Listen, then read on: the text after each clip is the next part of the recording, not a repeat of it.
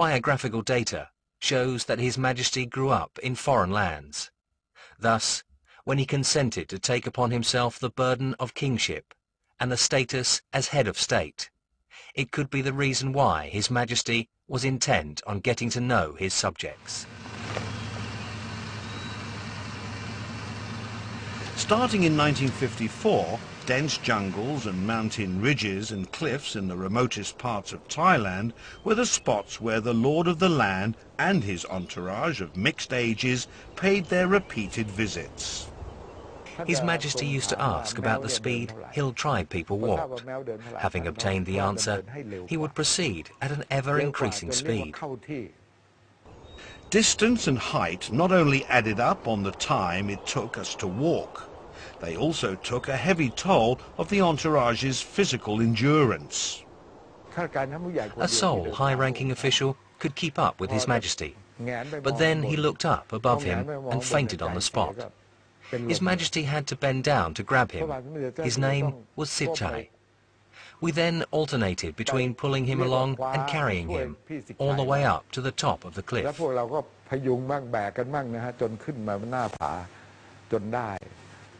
Some members of the entourage were gasping for breath, could not respond to radio calls, and they came that often too. A voice would inquire how the persons were getting along. Of course, only the sound of hard breathing was heard in response. His Majesty was having such a good time. At the initial stage, it seemed His Majesty's first visits to different parts of the country were for the purpose of site surveying, as well as first-hand data gathering to learn the nature of problems his subjects were facing. It could probably be regarded as an orientation to the ensuing royal-initiated projects. The visits enlightened His Majesty on the geographical features, the people's living quality and the various problems facing the people in each part of the country. These problems varied distinctly. The most fun came when it was time to break for lunch, not at noon, but around 2 p.m.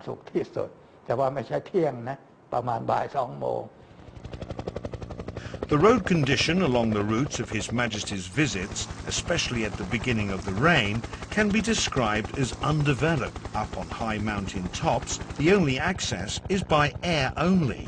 Many destination points were deep in the heart of the jungle, on high altitude. Many others could be accessed by dusty laterite roads infested with potholes. The condition did not bother us much, as we had experienced it before, but it was rough for local officials, like provincial governors and the like. I followed behind and could see how pale they looked sitting there. I mean, they did not faint. They were all sitting in rows when it came to walking up those hills. Everywhere he went, His Majesty would not fail to see calloused hands folded together high over the owners' heads, in respect to him. Some laid out the most precious piece of cloth they had on the ground, waiting for His Majesty to step on them.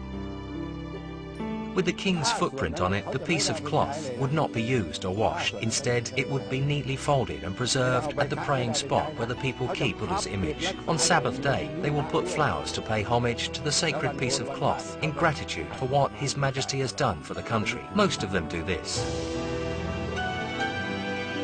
In highest esteem and with total devotion, people's heads bent down toward the young monarch's feet. This was believed to bring good things to their life of hardship. I was down on the ground to pay respect to His Majesty when he came down. He actually came directly to where I was sitting. I had never dreamed I could meet him in person. Tears readily rolled down my cheeks. I was overwhelmed to see him. As His Majesty walked past them, those expectant eyes lit up in stark contrast with the harsh and weather-beaten faces from hard work. Thus, the people's delight and smiling faces could not conceal the traces of sufferings from His Majesty's watchful eyes. The king knelt down to talk to us, asked how one of us who was blind could come. He said his niece brought him along. Why did you want to come? Was the king's next question. His voice was so gentle and soft. How I loved to hear his voice. He even embraced the old guy.